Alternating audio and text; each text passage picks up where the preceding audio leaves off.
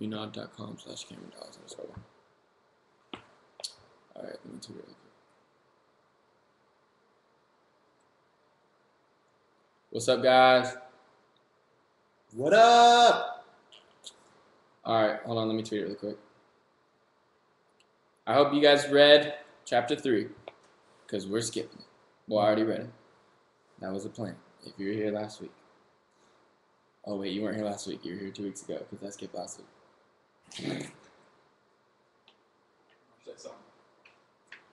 Well, I've been in one of these. Just want to say hey before you guys get into the chance to read it. So, yeah. And I just got a 100 on my physics quiz. So. Oh, congratulations. Yeet. This kind of thing. Nash aced his first physics exam 100%. He Googled it low-key. Definitely Googled it. Low-key.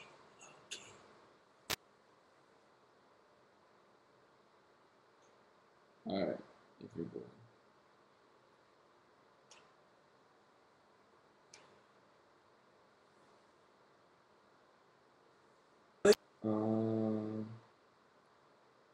YouNow.com. So, I remember Carter was on YouNow once, and I was like, do they still pay you? And everyone was like, they pay you? And Carter was like, no one really heard it, and then Carter, like, pulled it down, but they could still see him. He was like, shut the fuck up. And, like, they were all making fun of him. He made it worse for himself. It was so funny. Alright. HTTPS.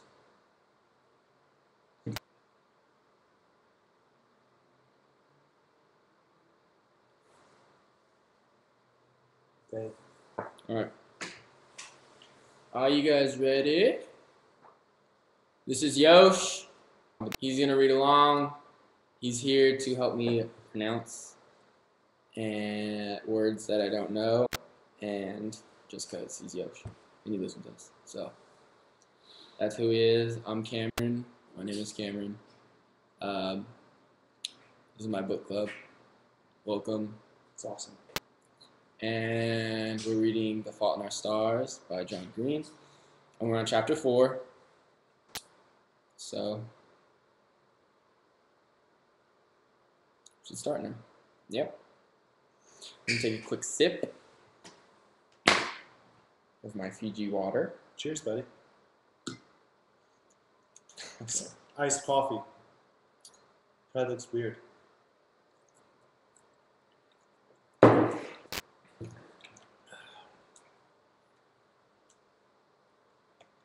Cool.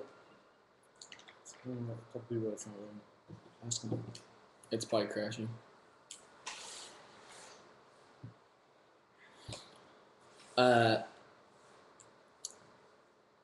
Is it loading? Can you hear me? That wasn't a sip. My bad. My bad, bruh. Bruh. It wasn't a sip. It was a. It was a Bruh. gulp. It was a couple. Bruh. Me and Yosh went to the U.S. Open yesterday, so I got this. Pretty fun. It's dope. We got to walk around and just enjoy. It's fun. Are you guys ready? Do you guys all have your books? So we're about to start reading. I took the cover off too because it's just annoying. It looks cool like this anyways. So we're on chapter 4. I hope you guys read chapter 3. Because if you didn't, that's a problem. But anyways, chapter 3 is basically, it's like that. Her half birthday, she goes to the mall with her friend. She's like 25 years old, like some like British. She's like really smart, so she like puts on like a British accent to sound more sophisticated. And like they go shopping, and basically she just wants to be like alone because she's really tired. So she tells her friend that she's leaving, that she wants to leave, and her friend goes okay, and then she just goes to a different store and like lets her mom still pick her up 2 hours later. So right now she's reading, I think, I'm not sure. Yep, she's reading a book about this guy. It's like a general. He's a general, and he gets like shot 19 or 17 times trying to protect this girl. and she just spoiled the book saying, because you would assume that he dies, but he's the main character in the book, so he ends up living. She messes it up for us. Must be a really tough guy. Yeah, I took 3 shots I took 4. before, but I recovered in like a week. Week and 1 day for me. Yeah. You always have to top me. Alright. Bruh, are you guys ready? I love you too, Michaela and Alessandra.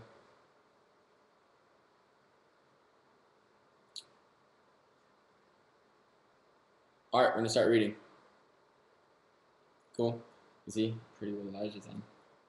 Yeah, everyone's talking about it. Oh, is it really? I saw like 10 people read it. This is a bad time to do. It's all good. Let's get it. Let's get it. Alright, whatever. Alright, let's start reading. Okay.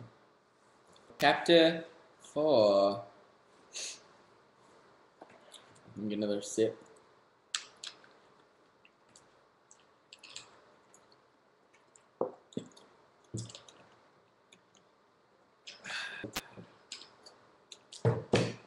Or not times 4. Or not 4 times, actually. Okay. I went to bed a little early that night, changing into my boy boxers and a t-shirt before crawling under the covers of my bed, which was a queen size and a pillow top, which was queen sized and pillow topped, and one of my favorite places in the world. Then I started reading An Imperial Affliction for the millionth time. AIA is about this girl named Anna, who narrates the story, and her one-eyed mom. To all you people with one-eyed moms, This one's for you. this one's for you. Who is a professional gardener, obsessed with tulips, and they have a normal lower middle class life in a little Central California town until Anna gets this rare blood cancer. But it's not a cancer book, because cancer books suck. Like in cancer books, the cancer person starts a charity that raises money to fight cancer, right? And his commitment to charity reminds the cancer person of the essential goodness of humanity and makes him/her feel loved and encouraged because he/she/he will leave a cancer-curing legacy. But in AIA, Anna decides that being a person with cancer who starts a cancer charity is a bit narcissistic. So she starts a charity called the Anna Foundation for people with cancer who want to cure cholera? Yeah? Cholera? Cholera. Do any of you guys know how to pronounce that word? Cholera? Cholera.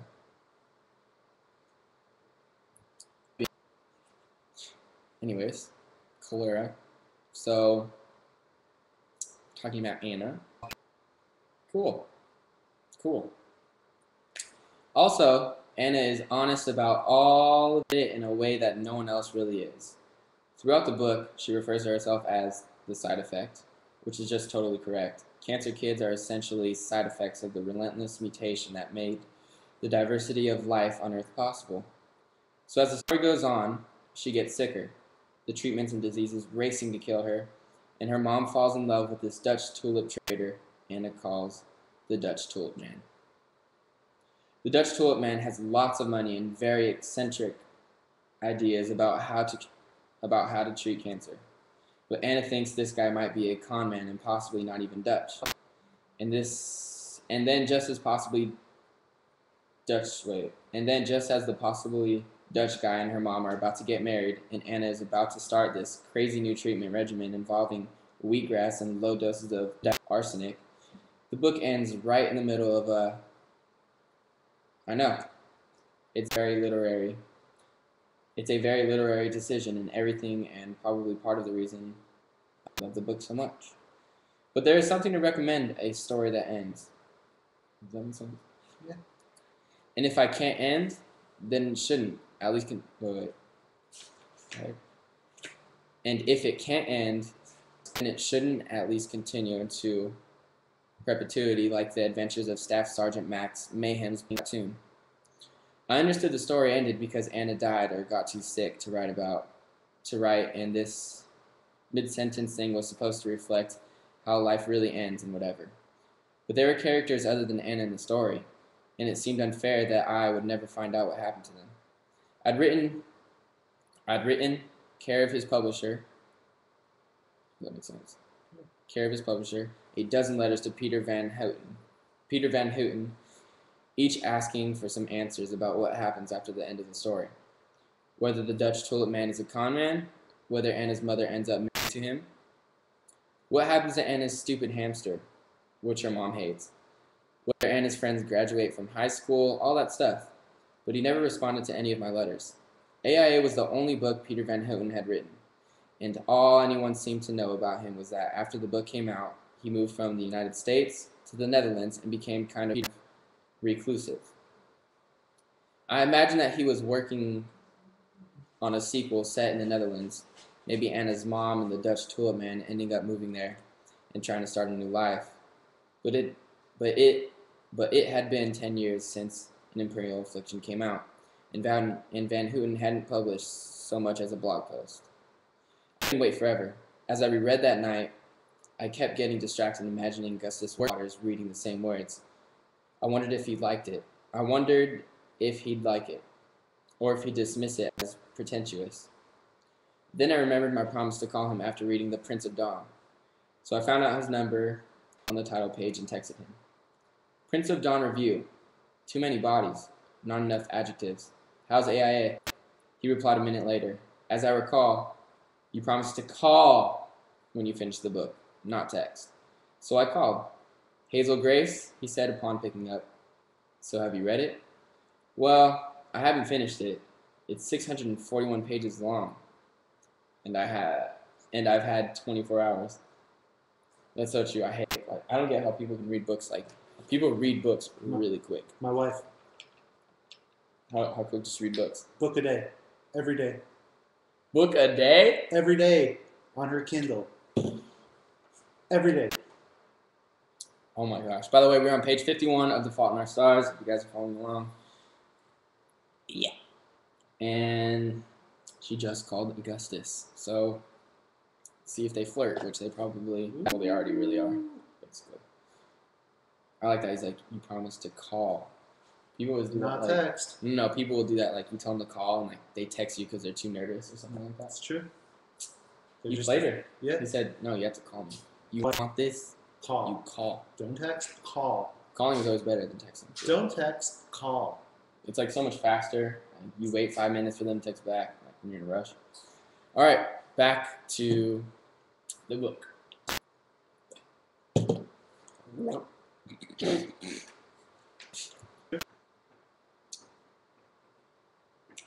Well, I haven't finished it. It's 641 pages long. I haven't.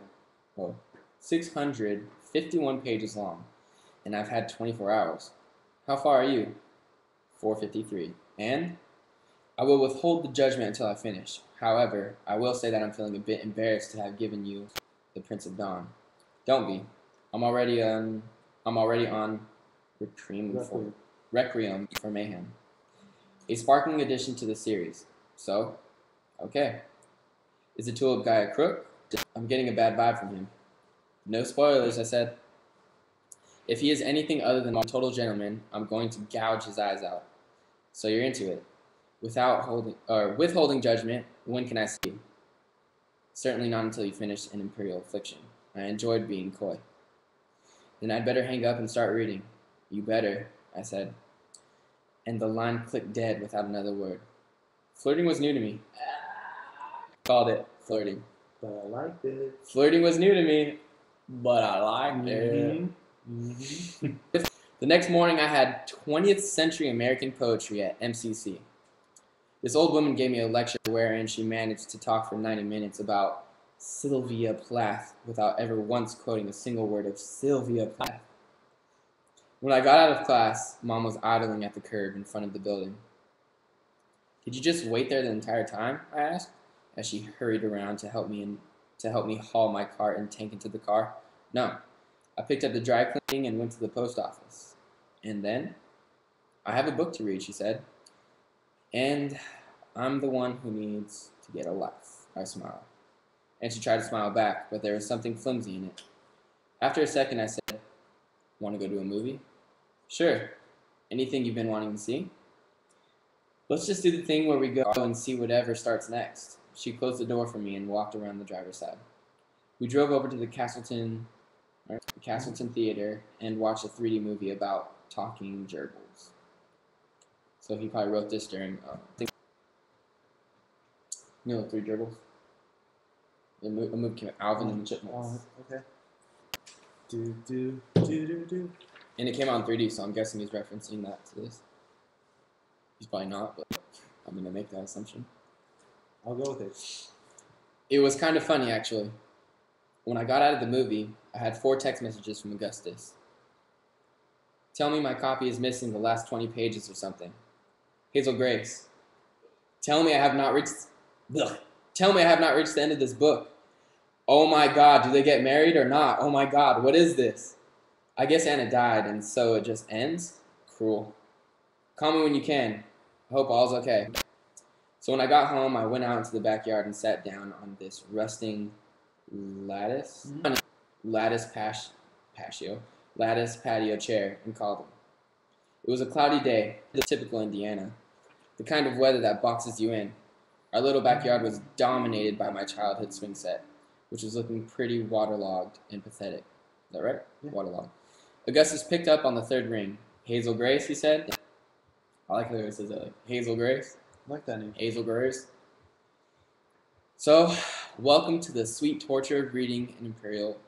I stopped when I heard a violent sobbing on the other end of the line. "Are you okay?" I asked. "I'm grand," Augustus answered. "I am, however, with Isaac, who seems to be Decompensating? Oh, yeah. I am, however, with Isaac, who seems to be decompensating. More wailing, like the death cries of some injured animal. Gus turned up his attention to Isaac. Dude, does support group Hazel make this better or worse?" "Isaac, focus on me." After a minute, Gus said to me, "Can you meet us at my house in, say, 20 minutes? "Sure," I said, and walked up. If you could drive in a straight line, it would only take like 5 minutes to get from my house to Gus's house. But you can't drive in a straight line because Holiday Park is between us. Even though it was a geographic inconvenience, I really liked Holiday Park. When I was a little kid, I would wade in the White River with my dad. Hello, Nash. Hello. Getting something to eat? You hungry, Nash? I'll get some mustard, Nash. Hello, Nash. Hi, honey. I'm looking over. How's that mustard? What you eating? You got a mustard? Literally went into the fridge, got mustard, and is walking back to his room. Like, how Hilary weird Duff is came that? out with a new song, if you guys were wondering. It's called "Chasing the Sun." Chasing the Sun. Ooh. Hilary Duff. New song. Stop. No, I swear, she came out with Stop. Hilary Duff from Stop. like Lizzie McGuire. Hilary Duff. I know who Hillary Duff. Duff is. New Duff. song. So, apparently Hillary Duff. Better than Sean Off TV. topic. Say that. He's being sarcastic. Yeah, he is. No, yeah, definitely. By the way, Sean is, I don't know if you guys heard that, but Sean is coming tomorrow and he's playing at the Kodak Theater or something like that. And I'm going to go and see him. Me too. And all his fans. It's going to be crazy. It's crazy to see him like play at like some big stadium. It's exciting. Where was I? All right. Bottom of page 54. When I was a little kid, I would wade in the White River with my dad, and there was always this great moment when he would throw me up in the air, just toss me away from him, and I would reach out my arms as I flew, and he would reach out his arms, and then we would both see that our arms were not going to touch, and no one was going to catch me, and it would kind of scare the shit out of me. Oh, it would kind of scare the shit out of both of us in the best possible way. And then I would legs flailingly, that's like a name, like flailingly. Oh, you know Lingley? Oh, crap. Logged out.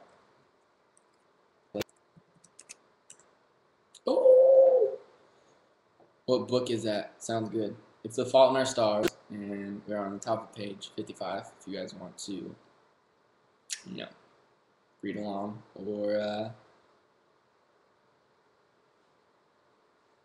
watch. I don't know. If you're bored. I love you too, Amber. And I love you, Ashley. Hey, Cam, Sean, Nash. Hey, Sandra Mesutio. Bruh, Bishop. I love you, Madeline Dallas. Alright, let me get back to reading. Okay. You connect me now. Alright. And it would kind of scare the shit out of both of us in the best possible way. And then I would legs flailingly hit the water and then come up for air uninjured, and the current would bring me back to him, as I said, again,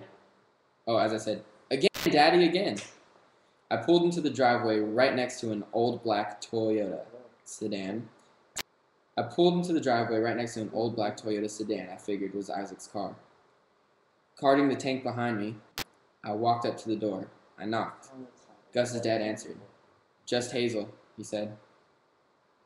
Nice to see you. Wow. All right. Just Hazel, he said. Nice to see you. Augustus said I could come over.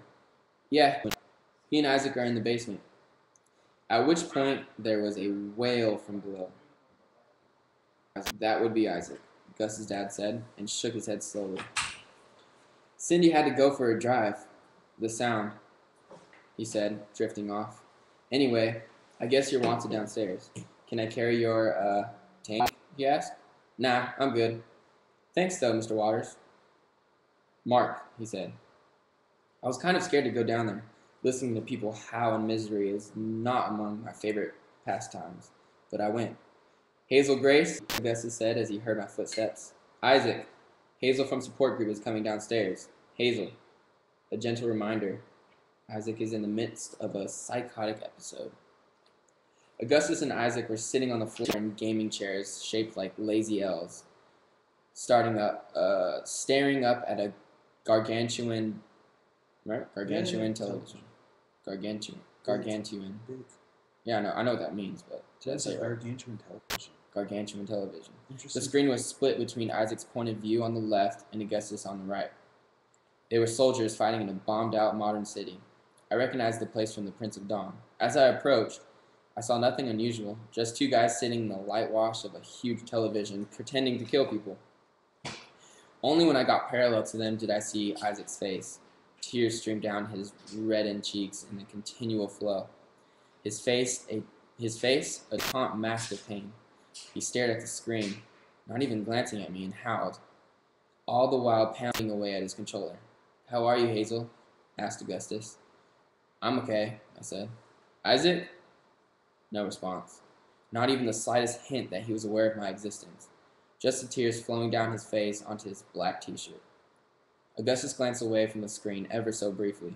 You look nice, he said. I was wearing this just past the knees dress I had forever. Girls think they're only allowed to wear dresses on formal occasions. But I, like a woman who says, I'm going over to see a boy who's having a nervous breakdown. A boy whose connection to the sense of sight itself is tenuous. How do you say that? Mm-hmm. Good. Tenuous. And gosh dang it, I'm going to wear a dress for him. I like that. And yet, I said, Isaac won't so much glance over at me. Too in love with Monica, I suppose, which resulted in a catastrophic sob. Bit of a touchy subject, Augustus explained. Isaac, I don't know about you, but I have the vague sense, right? Mm-hmm. The vague sense that we're being outflanked. And then back to me. Isaac and Monica are no longer a going concern. Ugh. Water.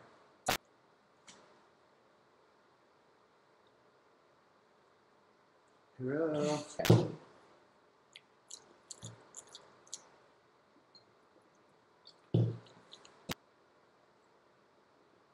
Oh, we got back up to 20. So we are at the top of page 57, guys. on The Fault in Our Stars if you guys are following along. John Green.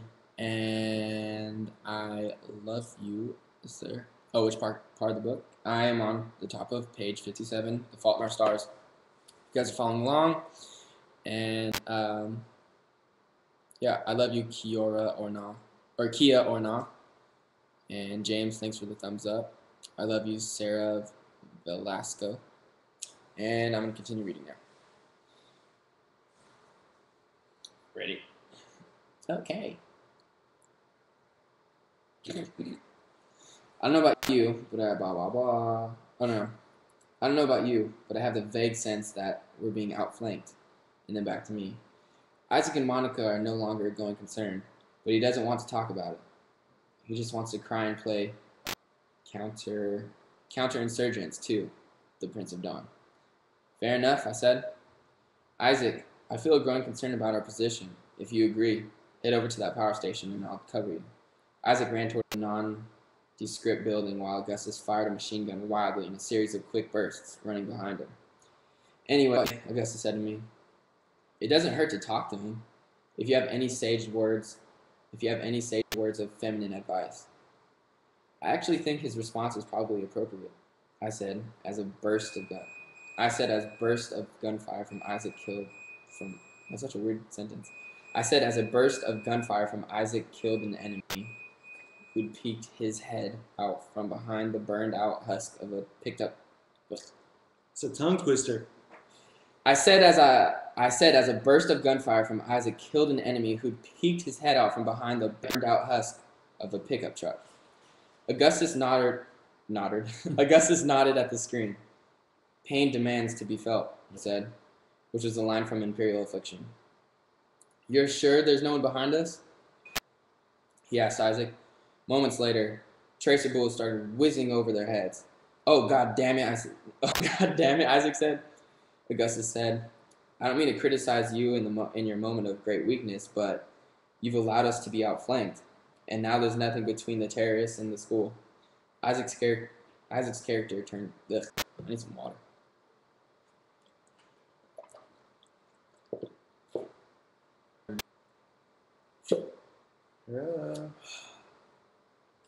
Yeah. Man, your mouth gets so dry when reading out loud. Ugh. Oh, God damn it, Isaac, Augustus said. I don't mean to criticize you in your moment of great weakness, but you've allowed us to be outflanked, and now there's nothing between the terrorists and the school. Isaac's character took off running toward the fire, zinging and zagging down a narrow alleyway. You could go over the bridge and circle back, I said, a tactic I knew about thanks to the Prince of Dawn.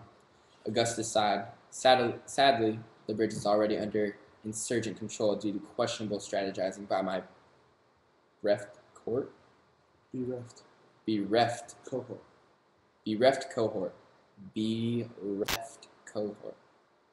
Me? Isaac said, his voice breathy. Me? You're the one who suggested we hole up in the freaking power station. Is that a typo? No, we hole up. That makes sense, I'm sure. We hole up, or hold up. We hole up in the freaking power station. Gus turned away from the screen for a second and then flashed his crooked smile at Isaac. I knew you could talk, buddy, he said. Now let's go save some fictional school children. That's one word. I guess. Together, they ran down the alleyway, firing and hiding at the right moments until they reached one story, single-room schoolhouse. They crouched behind a wall across the street and picked off the enemy one by one. Why do they want to get into the school? I asked. They want the kids as hostages, Augustus answered. His shoulder rounded over his controller, slamming buttons, his forearms taut, veins visible. Isaac leaned toward the screen, the controller dancing in his thin-fingered hands. Get it? Get it? Get it? Get it? Get it? Augustus said. The waves of terrorists continued, and they mowed down everyone. Their shooting astonishingly precise, as it had to be. At least they fired into the school. Lest they fire into the school. Grenade! Grenade! Augustus shouted as something arced. So such an easy word. Scream. Get. Oh. Grenade! Grenade! Augustus Augustus shouted as something arced across the screen, bounced in the doorway of the school, and then rolled against the door. Isaac dropped his controller in disappointment. If the bastards can't take hostages, then just kill them and claim we did. Cover me, Augustus said, as he jumped from behind the wall and raced toward the school. Isaac fumbled for his controller and then started firing while bullets rained down on Augustus, who was shot once, then twice, but still ran. Augustus shouting, "You can't kill Max Mayhem!" And with a final flurry of button combinations, he dove onto the grenade, which detonated beneath him. His dismembered body exploded like a geyser, and the screen went red. A throaty voice said, "Mission failure." But Augustus seemed to think otherwise as he smiled at his remains on the screen. No, I got this. But Augustus seemed to think otherwise as he smiled at his remnants on the screen. He reached into his pocket, pulled out a cigarette, and shoved it between his teeth. "Save the kids," he said. "Temporarily," I pointed out. "All salvation is temporary," Augustus shot back. "I bought them a minute. Maybe that's the minute that buys them an hour, which is the hour that buys them a year. No one's gonna buy them forever, Hazel Grace. But my life bought them a minute, and that's not nothing." "Whoa, okay," I said. Was that "whoa, okay"? No, it was like a "whoa, okay," I said. "We're just talking about pixels." He shrugged, as if he believed the game might be really real. Isaac was wailing again. Augustus snapped his head back to him. "Another go at the mission, Corporal?" Isaac shook his head no. He leaned over Augustus to look at me, and through tightly strung vocal cords said, "She didn't want to do it after." "She didn't want to dump a blind guy," I said. He nodded. The tears not like tears so much as a quiet metronome, steady. He nodded. The tears not like tears so much as a quiet metronome, steady, endless. Wait, oh, he's blind now. Can he still cry? Apparently. I'm not sure. It's a tough one. I guess he can still cry. We are on page 60 if you guys just got here. We're at the mid-top, kind of. So, that sucks, being blind. The worst. Wow. The worst. I would be so, claustrophobic if I was blind. That'd just be the worst. I don't even know it. I'd rather be deaf. Death for sure. Yeah. But that does suck. Would you break up with him? If you were a girl and you went blind? It's a tough relationship. That's tough. Especially since they're so young, she probably thinks she could meet someone else like this who might not be the guy for her. But do you think it would change if he wasn't blind? It's a good question. It's definitely a curveball. But if he's blind, then how is he playing the game? Something to think about. I don't think.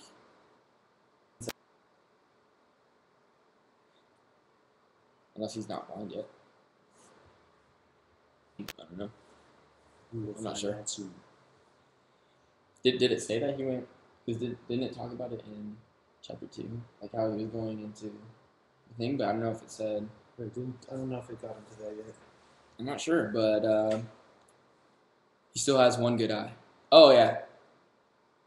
He's not blind yet. So he's not blind yet.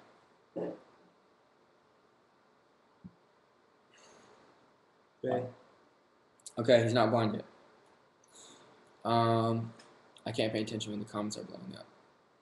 Just don't look at the comments. He isn't blind yet. Okay, cool. I love you, Veronica. Alright, let's continue. She didn't want to dump a blind guy, I said. He nodded. The tears not like tears so much as a quiet metronome. Metronome, right? Mm-hmm. Steady. Metronome steady. Endless. She said she couldn't handle it, he told me. I'm about to lose my eyesight and she can't handle it. I was thinking about the word handle and all the unholdable things that get handled. I'm sorry, I said. He wiped his sopping face with his sleeve. Behind his glasses, Isaac's eyes seemed so big that everything else on his face kind of disappeared. and it was just these disembodied floating eyes staring at me, one real, one glass. It's unacceptable, he told me. It's totally unacceptable. Well, to be fair, I said, I mean, she probably can't handle it, neither can you. But she doesn't have to handle it, and you do. Ooh, she said, it's not her problem, basically. Should deal with it. Yeah. I kept saying always to her today. Always, always, always. And she kept talking over me and not saying it back. It was like I was already gone, you know? Always was a promise. How can you just break the promise? Sometimes people don't understand the promises they're making when they're making them. When they make them, I said. Isaac shot me a look. Right, of course. You know, that's like a, right, of course. But you keep the promise anyway. That's what love is. Love is keeping the promise anyway. Don't you believe in true love? I didn't answer. I didn't have an answer. But I thought if true love did exist, that was a pretty good definition of it. Well, I believe in true love, Isaac said. And I love her, and she promised. She promised me always. He stood and took a step toward me. I pushed myself up, thinking he wanted a hug or something. But then he just spun around like he couldn't remember why he'd stood up in the first place. He swerved. And then Augustus and I both saw his rage settle into his face. Isaac, Gus said. What? You look a little, pardon the double entendre. Entendre. Pardon the double entendre, my friend, but there's something a little worrisome in your eyes. Suddenly, Isaac started kicking the crap out of his gaming chair, which somersaulted back towards Gus's bed. Here we go, said Augustus. Isaac chased after the chair and kicked it again. Yes, Augustus said. Get it. Kick the shit out of that chair. Isaac kicked the chair again until it bounced against Gus's bed, and then he grabbed one of the pills and started slamming it against the wall between the bed and the trophy shelf above. Augustus looked over at me, cigarette still in his mouth, and half smiled. I can't stop thinking about that book. I know, right?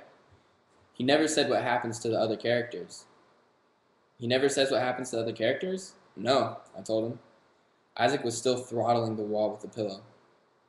He moved to Amsterdam, which makes me think maybe he's writing a sequel featuring the Dutch Tulip Man, but he hasn't published anything. He's never interviewed. He doesn't seem to be online. I've written him a bunch of letters asking what happens to everyone, but he never responds. So, yeah. I stopped talking because Augustus didn't appear to be listening. Instead, he was squinting at Isaac. Hold on, he mumbled to me. He walked over to Isaac and grabbed him by the shoulders. Dude, pillows don't break. Try something that breaks. Isaac reached for a basketball trophy from the shelf above the bed and held it over his head as if waiting for permission. Yes, Augustus said. Yes! The trophy smashed against the floor, the plastic basketball player's arm splintering off, still grasping its ball. Isaac stomped on the trophy. Yes! Augustus said, get it! Get it! Hey, get it! And then back to me. I've been looking for a way to tell my father that I actually sort of hate basketball. And I think we found it. I like him. He always finds like something positive in like everything. He finds something positive in everything.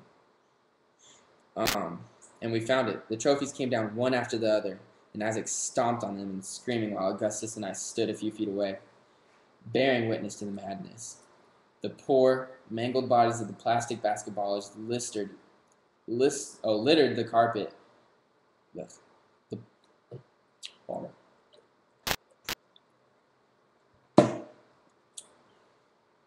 The poor, mangled bodies of the plastic basketballers littered the carpet ground. Here, a ball palmed by a disembodied hand.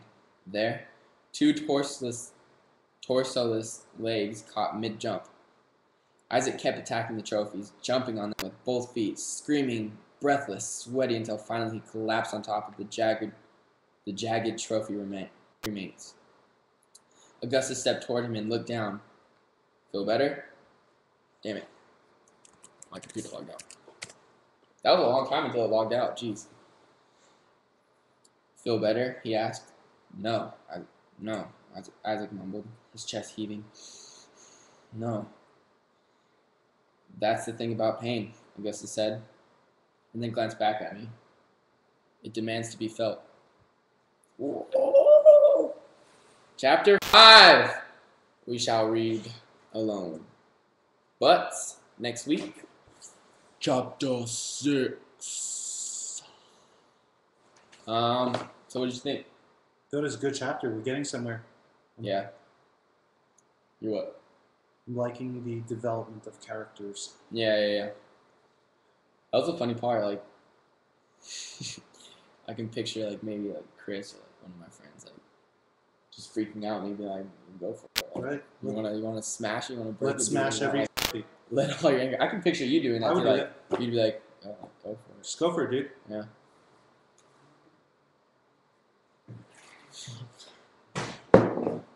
That's what's up. Yeah. Oh! I made it in the sea. Yes. What would you do if I threw this? That'd be too far. This, you just don't care. Like, I would be like, yeah, throw whatever you want. I would throw this book, but kind of have to read it. What do you guys think? Can I get some questions or something of that nature? I love your voice. Thank you. She was talking to you. I love your voice too. Questions about the book or anything? You guys want to comment? I'm looking at the comments. My girl said thank you for the shout out. Who's my girl? My bad. Comments? Any questions? Okay. It was good and I love you. I love you too. I missed everything. Alright, I'm sorry. I've been ready to read. You've been on for 40 minutes. It doesn't feel like 40 minutes, huh? Feels like we just got on. I feel like I got faster at reading a little bit. But then I was actually like taking longer to read at the same time. It was weird. Did you see the movie? I haven't seen it yet. Well, what's my favorite part so far? Probably this part. This is funny.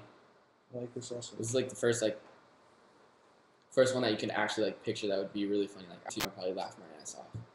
But then again, it's kind of sad because your friend's going blind. Yeah, that's right. So it's like bittersweet.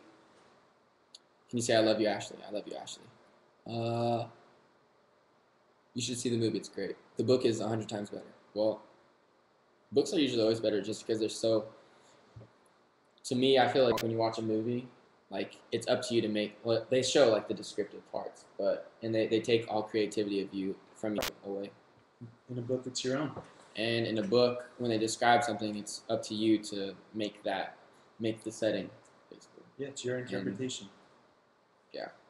And I think the movie always leaves out like some parts that are like impossible to film. Like in Harry Potter, I used to read Harry Potter, but like they left out a lot of stuff that was like crazy, and like they do some different parts, but yeah, the book is way better. Ah, you froze. I'm sorry. The movie made me cry. Who's my favorite? My favorite character is probably Augustus. That's him. He's a dog. He's a beast. Beast. You can tell he pulled like He's a beast. Mad He's a game. beast. You're improving on your reading. Thank you. Oh yeah, if you guys didn't know, I'm reading, and I started this whole book club not only to like have more time with you guys, but to like improve my reading and my pronunciation. Pronunciation is good. And to like talk out loud. I haven't read in a while, so yeah. And it's for acting too, like when I'm reading scripts or like stuff like that. Any other questions?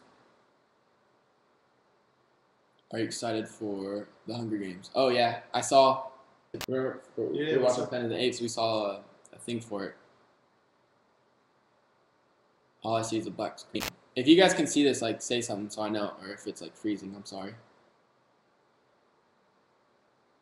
Is it black or is it loaded? Am I the only one who pays attention just wanted to hear Cam's voice.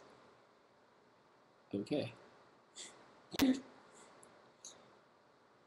Oh crap, that was a good question, but I didn't read it all. Do you guys have any questions about the book or the chapter that we're in? Anything? The comments aren't working for me. Give it a little bit more time to load. The comments are like really crazy right now.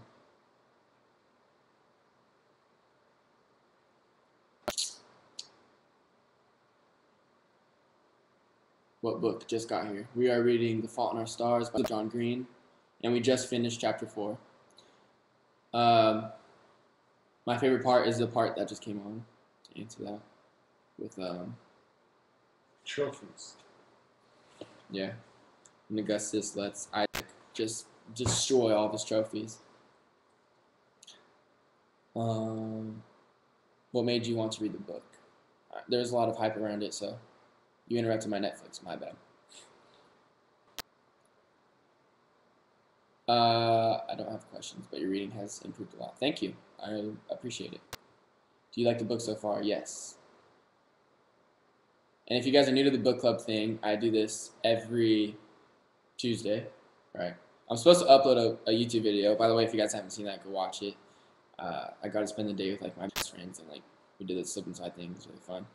But I upload a video every Monday, and then every Tuesday I do my book club, which is this. And do my Call Me Cam on Wednesdays, so tomorrow. So yeah. I'm going to go now, but I'm going to be on Twitter, charge my phone. So if you guys have any questions about the book club, you want to talk about the book club, hashtag Cam's Book Club, and I will be responding to people for like the next hour, just like on and off. But yeah, thanks for coming, guys. I love you, and thanks for everything. Yeah, so hashtag Cam's Book Club with any questions, any comments to make it better. Be sure to read chapter 5 by yourselves, and then next week we're going to read chapter 6. And yeah, bye guys. Love you. Bye. Oh, wait. Actually, I want to talk about something.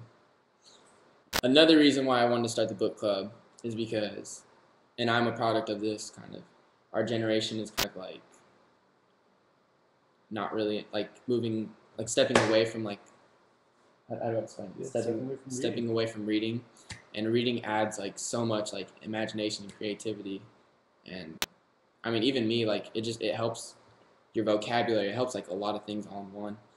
And I kind of wanted to start the book club to not only help me, but help other people that want to start reading again. I wanted to try and get people into reading. So if you have a friend and you feel like they would like this or something like that, let them know.